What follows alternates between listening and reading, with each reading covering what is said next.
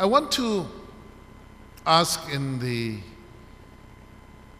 spirit of this evening, and I'm very privileged to be a co-recipient with so many great acolytes of our struggle.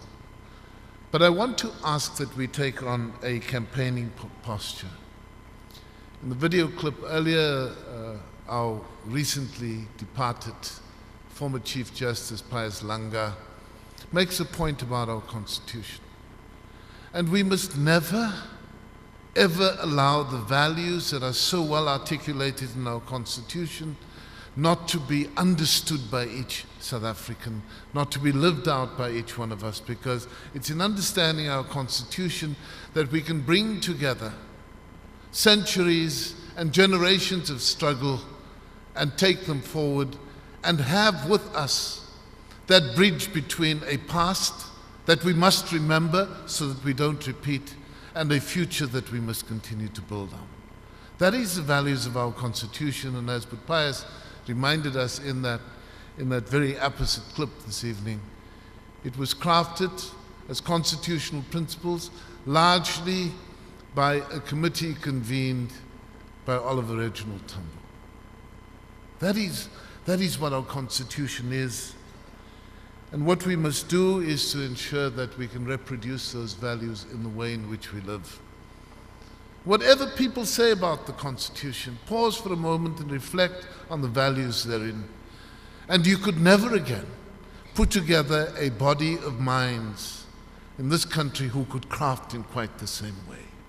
And that is the strength of a document crafted in our lifetime, a Constitution that is actually only just 17 years old, but one whose values must be durable and live with us.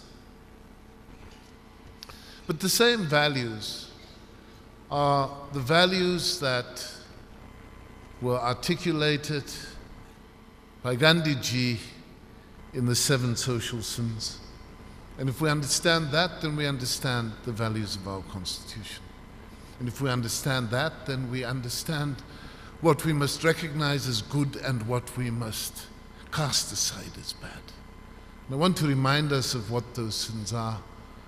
And the first is wealth without work. Wealth without work. The second, pleasure without conscience. Pleasure without conscience. The third, science without humanity. The fourth, knowledge without character. The fifth, politics without principle. The sixth, commerce without morality. And the seventh, worship without sacrifice. Those were the essence of Satyagraha that I appreciate, because that is what truth is about. But those are the same values espoused in our Constitution. But we tend to overlook it as we go. We don't ask the source of people's wealth. We don't ask about their conduct. And if we don't do those kinds of things, we in fact do a grave disservice to all of those who've sacrificed to bring our country to this point where we are today. So I plead for a campaigning posture that will ensure that we live out the values of our Constitution. Not good enough that they're crafted as well as they are, contained in all 11 languages in our Constitution. They must be lived out. Not memorized so that they are recited. They must be lived by each of us.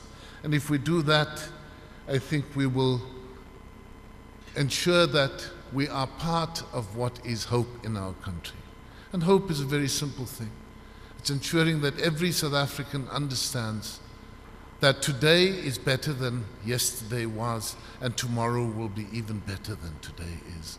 And if we can embrace each other in that way, our values will be molded in the same way as those who we honor this evening by convening and being convened by the Gandhi Development Trust. But it's about the quality of service we render to the people. And I want to make a point, MEC, I want to make a point that is a difficult point, but I want to make it. And it's a point that politics should not get in the way of our service to the people. We must be committed to serve every South African every single day.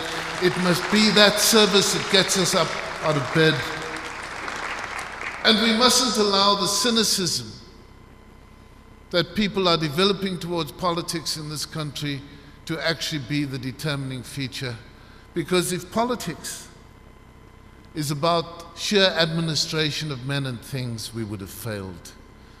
If politics is about providing a well-paid job, we would have failed. If politics is entered into for revenge, we will create a disaster. But if our political cause is the cause of service, then we will understand the values of Satyagraha. We will live them out, and we will ensure that every single day we measure progress not in the lives of the wealthy, but in the lives of the poorest of our people. Thank you very much.